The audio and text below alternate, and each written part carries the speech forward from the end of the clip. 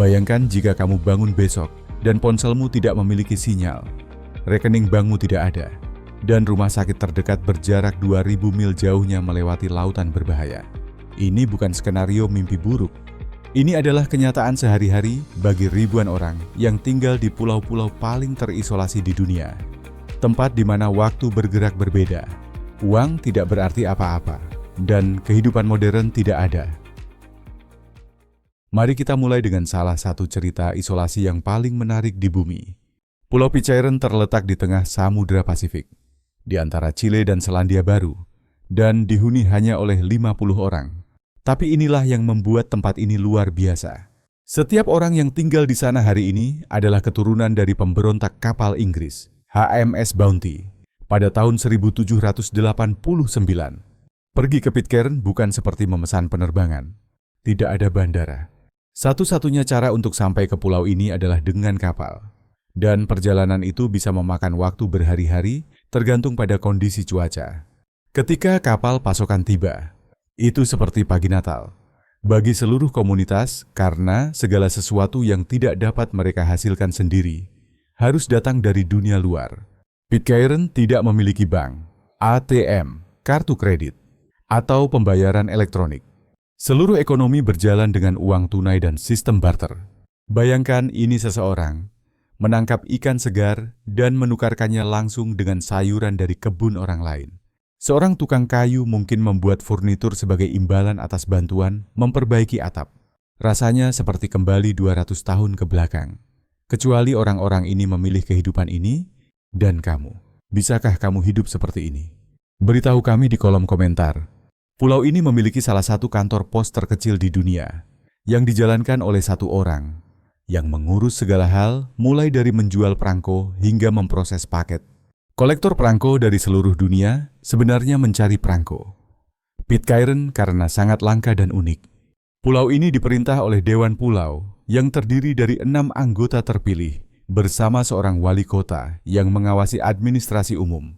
Kejahatan hampir tidak ada di Pitcairn. Tidak ada penjara, tidak ada polisi seperti yang kita kenal. Ketika perselisihan terjadi, dan itu jarang, komunitas duduk bersama dan membicarakannya, setiap orang mengenal satu sama lain, dan reputasi sangat penting. Kamu tidak bisa begitu saja menghilang ke dalam anonimitas seperti di kota besar. Pendidikan dilakukan di satu ruang kelas, di mana anak-anak dari berbagai usia belajar bersama di bawah bimbingan satu guru. Guru tersebut bertanggung jawab untuk mengajarkan semua mata pelajaran, mulai dari matematika dan bahasa hingga ilmu pengetahuan dan sejarah, yang memerlukan pengetahuan dasar yang luas dan kemampuan untuk menyesuaikan dengan kebutuhan setiap siswa. Perawatan kesehatan di Pulau Pitcairn bergantung pada perawatan pribadi dan bantuan dari luar. Tidak ada rumah sakit atau fasilitas medis formal. Penduduk pulau mengelola kesehatan mereka sendiri melalui praktik perawatan dasar dan bergantung pada dukungan dari anggota komunitas yang memiliki pengetahuan medis. Untuk masalah kesehatan kecil, mereka menggunakan obat-obatan dari pengiriman pasokan atau pengobatan tradisional yang diturunkan dari generasi ke generasi. Sekarang kita akan pergi ke Saint Helena, pulau yang menjadi terkenal sebagai penjara terakhir Napoleon. Dengan 4.500 penduduk, pulau ini jauh lebih besar daripada Pitcairn. Namun tetap sangat terisolasi di Samudra Atlantik Selatan hingga tahun 2017. Satu-satunya cara untuk mencapai Saint Helena adalah dengan kapal RMS Saint Helena yang melakukan perjalanan sesekali dari Afrika Selatan. Ketika akhirnya dibangun sebuah bandara, bandara itu mendapat julukan bandara paling tidak berguna di dunia. Karena angin yang terus-menerus membuat pendaratan begitu berbahaya, sehingga sebagian besar penerbangan tidak bisa menggunakannya. Namun, melalui perbaikan dan penyesuaian, bahkan hanya 1 atau 2 penerbangan komersial per minggu kini membuka pintu kecil yang menghubungkan Saint Helena dengan dunia luar. Orang-orang Saint Helena, yang disebut Saints, adalah jiwa dari pulau terisolasi ini. Di sini, semua orang saling menyapa ketika bertemu di jalan. Orang-orang berhenti mengendarai mobil hanya untuk berbicara, dan kejahatan hampir tidak ada. Tidak ada lampu lalu lintas karena tidak ada lalu lintas. Tidak ada mal, tidak ada klub malam, tidak ada jaringan 5G. Hanya komunitas damai di mana kehidupan bergerak dengan kecepatan yang sama sekali berbeda. Namun, surga ini memiliki tantangan nyata. Biaya hidup sangat tinggi karena hampir semua barang harus diimpor. Sebuah perjalanan belanja sederhana membutuhkan perencanaan berminggu-minggu sebelumnya karena kapal pasokan tidak datang secara teratur. Pulau ini juga memiliki beberapa sekolah. Meskipun pendidikan hanya tersedia hingga tingkat dasar, untuk melanjutkan studi, para pemuda harus meninggalkan pulau, kebanyakan menuju Inggris atau Afrika Selatan. Pariwisata adalah sumber pendapatan utama, sebagian besar terkait dengan sejarah Napoleon. Tetapi infrastruktur terbatas dan akses yang menantang terus membatasi jumlah pengunjung. Wanita-wanita Saint Helena pantas mendapatkan pengakuan khusus. Mereka adalah tulang punggung komunitas ini, menjaga tradisi, membesarkan keluarga, dan memelihara jaringan sosial yang menjaga agar semua orang tetap terhubung. Mereka tidak membutuhkan suara keras atau gerakan dramatis untuk memimpin. Mereka memimpin melalui kehangatan, kebijaksanaan, dan kemampuan luar biasa untuk membuat setiap orang merasa diterima dan dihargai. Perawatan medis menghadirkan tantangan yang terus-menerus. Pulau ini memiliki rumah sakit dan layanan medis dasar. Tetapi masalah serius memerlukan evakuasi ke Afrika Selatan. Sebuah perjalanan yang bisa memakan waktu berhari-hari dan menghabiskan ribuan dolar. Namun meskipun menghadapi tantangan ini, orang-orang Saint Helena memiliki sesuatu yang banyak dari kita hilangkan komunitas yang sejati. Mereka mengenal tetangga mereka, saling membantu tanpa diminta. Dan mereka telah menciptakan masyarakat di mana orang lebih penting daripada kepemilikan. Di tempat di mana setiap orang mengenal namamu, anonimitas menghilang. Apakah itu terasa menenangkan atau malah memberatkan bagi kamu? Komentar ya jika kamu menyukainya. Tidak jika tidak. Dan tulis negara atau kotamu di bawah. Disinilah perjalanan kita menjadi benar-benar luar biasa. Tristan da Cunha, dengan hanya 250 penduduk, memegang gelar sebagai pulau terhuni yang paling terpencil di bumi. Kami berbicara tentang sebuah komunitas yang berjarak 1.750 mil dari Afrika Selatan dan 2.088 mil dari Amerika Selatan. Itu benar-benar sebuah titik kecil di tengah Samudra Atlantik Selatan. Begitu terisolasi, sehingga tempat-tempat terpencil lainnya terlihat seperti kota sibuk. Komunitas ini didirikan oleh para penyintas kapal karam pada awal abad 19. Dan hingga hari ini, semua orang di pulau ini berbagi hanya 7 nama keluarga. Ekonomi Tristan da Cunha berputar pada satu hal, lobster. Bukan sembarang lobster, tetapi spesies tertentu yang disebut Jasus tristani yang hidup di perairan dalam sekitar pulau. Ini bukan hanya sumber makanan utama mereka. Ini adalah seluruh sistem ekonomi mereka. Para pria pergi ke laut untuk menangkap lobster. Para wanita bekerja di fasilitas pengolahan. Dan pendapatan dari ekspor lobster membayar semua kebutuhan pulau dari dunia luar.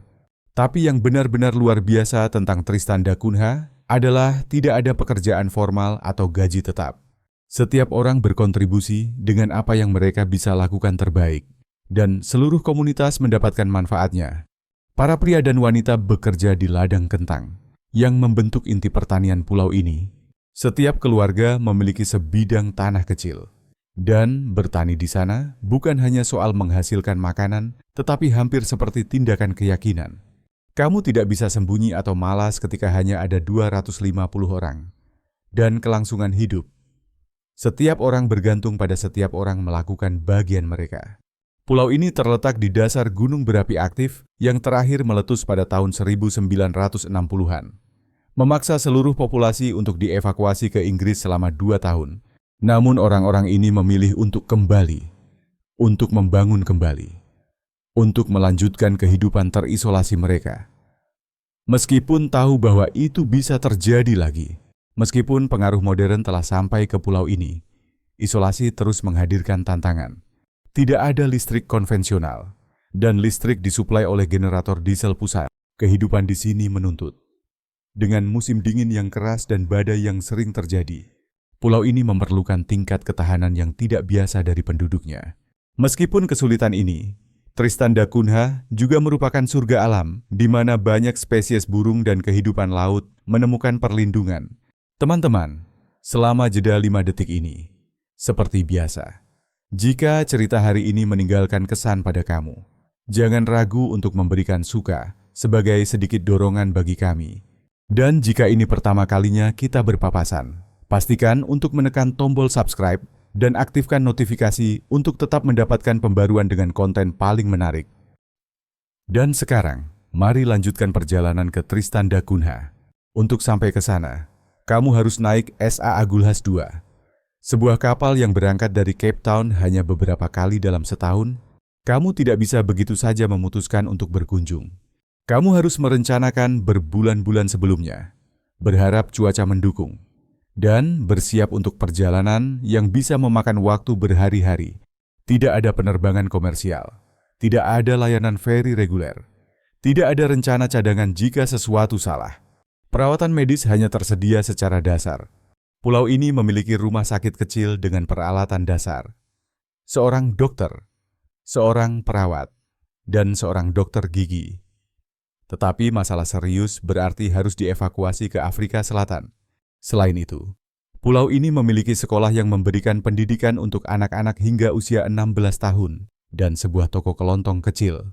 Namun, pesanan makanan harus dilakukan berminggu-minggu atau bahkan berbulan-bulan sebelumnya, karena semua pasokan dikirim dari lokasi terdekat. Namun, penduduk Tristan da Cunha, seperti di Saint Helena yang saya sebutkan sebelumnya, bangga dengan pilihan mereka. Di pulau ini, waktu luang adalah kemewahan yang langka. Beberapa penduduk mengabdikan diri pada pekerjaan kayu, sementara yang lain membuat kerajinan kecil untuk dijual kepada pengunjung yang jarang. Beberapa juga bermain alat musik atau berlatih dalam paduan suara gereja. Musik dan agama berfungsi sebagai pilar emosional komunitas, karena mereka memecah monoton dan memberi arti pada periode menunggu yang panjang. Sekarang kita menuju Kepulauan Cook untuk menemukan Palmerston, yang dihuni hanya oleh 62 orang. Terletak 2000 mil di timur laut Selandia Baru, setiap orang di pulau ini berasal dari garis keluarga yang sama. Kapten James Cook menemukan Palmerston pada tahun 1774 dan kini dikenal sebagai salah satu komunitas paling terisolasi di planet ini. Pernikahan dan hubungan di sini membutuhkan pertimbangan matang mengenai hubungan keluarga yang telah berlangsung turun-temurun. Kehidupan di Palmerston sederhana dan terisolasi.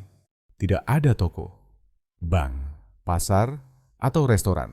Jika kamu menginginkan sesuatu, kamu harus membuatnya sendiri, menukarnya dengan tetangga, atau menunggu kapal pasokan yang kadang datang beberapa bulan sekali. Penduduk bertahan hidup, terutama dengan memancing dan bertani kecil. Menggunakan teknik yang diturunkan dari generasi ke generasi, listrik hanya tersedia 6 jam per hari, yang dihasilkan oleh generator diesel yang memerlukan bahan bakar yang harus dikirimkan dari ratusan mil jauhnya. Bayangkan merencanakan seluruh hari hanya berdasarkan 6 jam daya listrik ini. Kapan kamu mengisi daya radio? Kapan kamu menggunakan alat listrik? Kapan kamu mengawetkan makanan? Setiap keputusan listrik menjadi pilihan strategis yang memengaruhi kelangsungan hidup dan kenyamananmu. Perawatan medis menjadi tantangan yang mengerikan. Fasilitas medis terdekat ada di Rarotonga, lebih dari 300 mil jauhnya melintasi lautan terbuka ketika seseorang sakit parah atau terluka. Komunitas dihadapkan pada keputusan yang menyakitkan, mencoba melintasi lautan yang berbahaya yang bisa memakan waktu berhari-hari, atau mencoba mengobati masalah tersebut dengan peralatan dasar yang mereka miliki. Tidak ada helikopter, layanan darurat, atau rencana cadangan. Kekurangan air menambah lapisan kesulitan lainnya. Pulau ini tidak memiliki sumber air tawar alami, jadi setiap tetes air minum berasal dari air hujan yang dikumpulkan. Selama periode kekeringan, pembatasan air menjadi soal hidup dan mati. Namun, orang-orang Palmerston telah mengembangkan ketahanan dan kemandirian yang luar biasa. Mereka telah belajar membaca pola cuaca, seperti navigator kuno, mengawetkan makanan tanpa pendinginan, mengobati penyakit dengan obat tradisional, dan memelihara peralatan dengan bahan yang dapat mereka temukan atau buat. Ini adalah keterampilan yang kebanyakan dari kita telah hilangkan di dunia modern kita.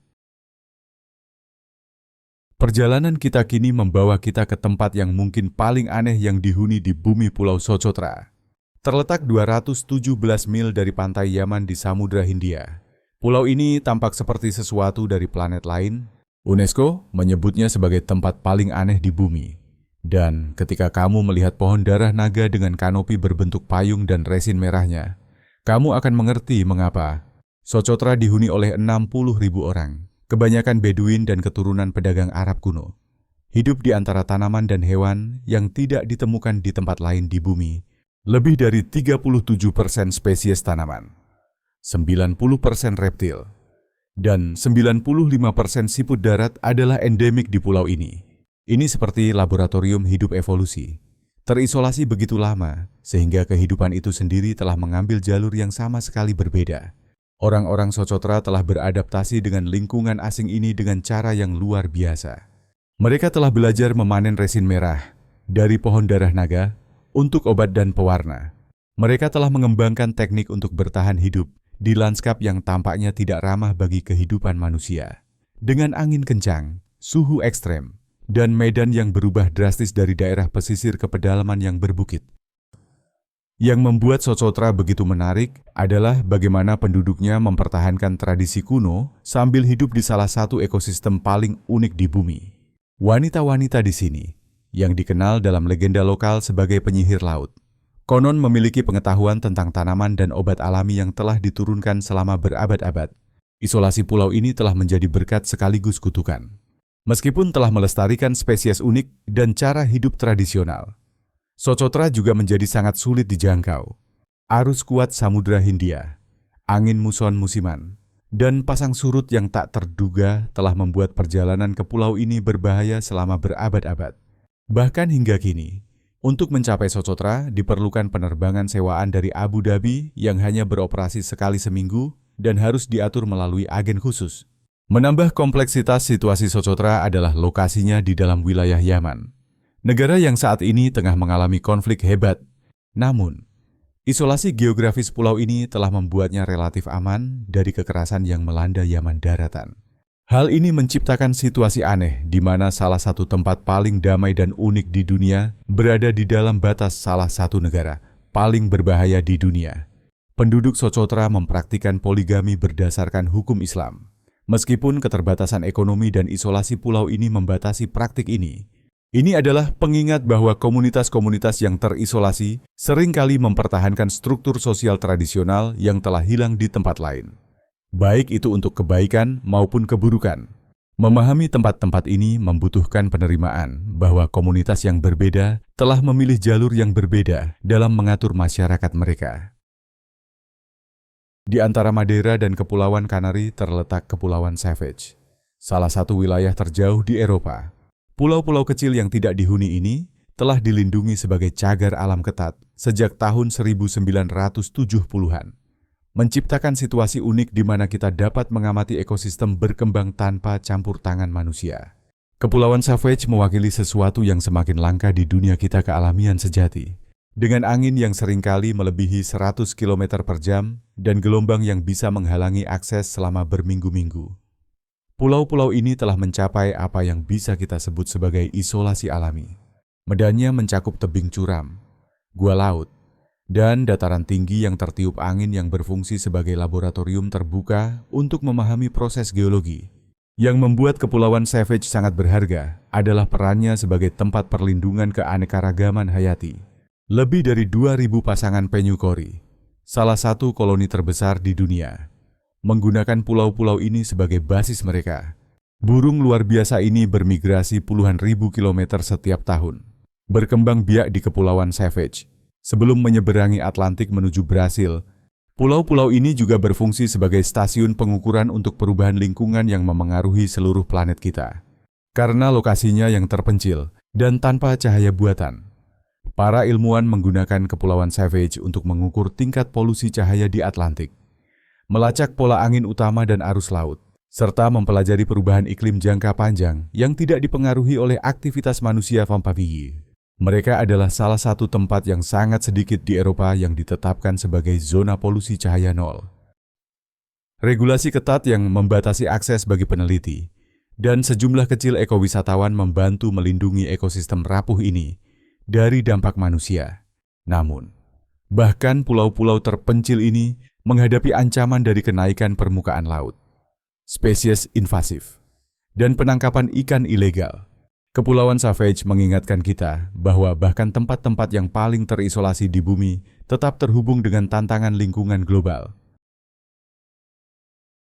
Pulau Caroline, bagian dari Kepulauan Line Kiribati, menggambarkan keindahan luar biasa dari tempat yang terisolasi, sekaligus kenyataan keras perubahan iklim yang mengancam untuk menghapusnya selamanya.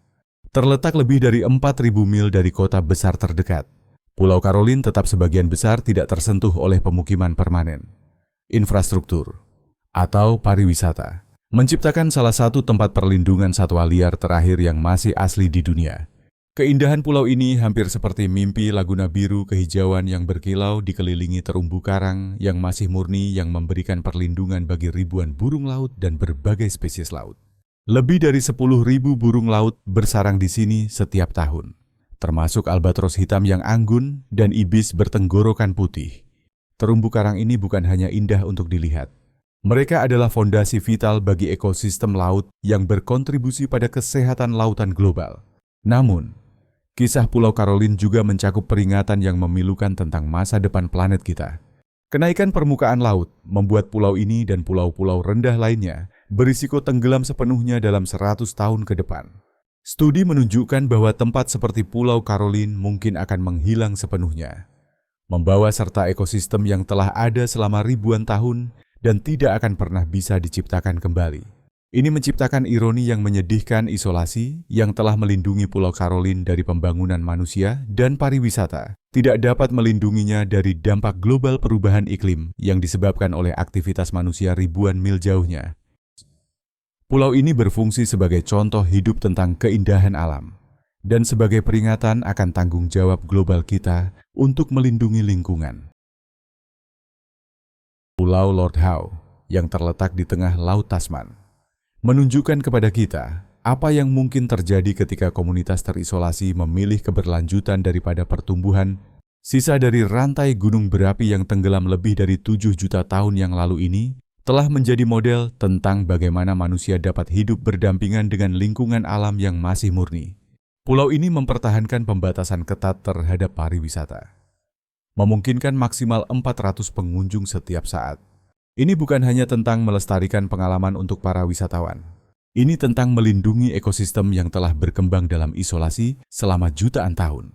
Terumbu karang yang mengelilingi Lord Howe adalah terumbu karang paling selatan di dunia, membentang sepanjang 6 km dengan air yang jernih yang mendukung lebih dari 500 spesies ikan dan 90 jenis karang.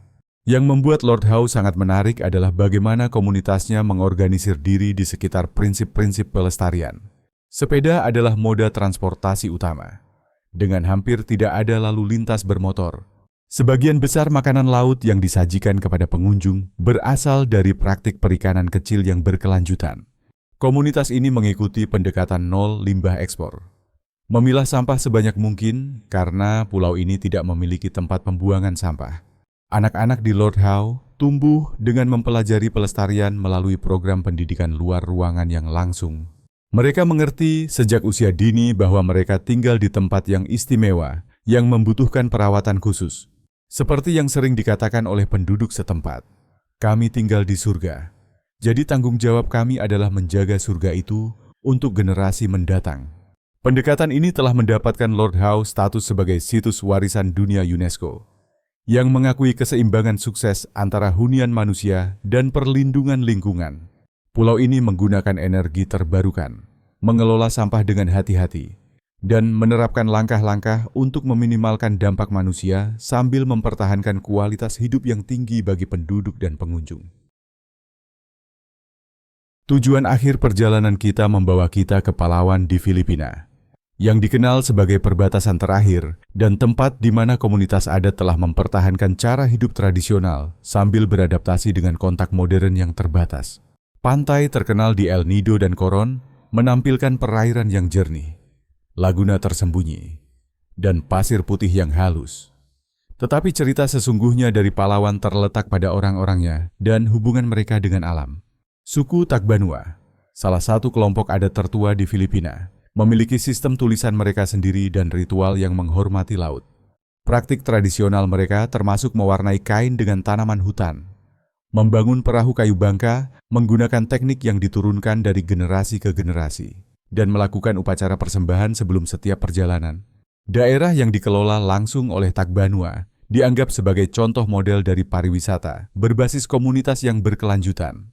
Yang membuat pahlawan luar biasa adalah bagaimana ia menggabungkan keindahan alam yang menakjubkan dengan tradisi budaya yang hidup.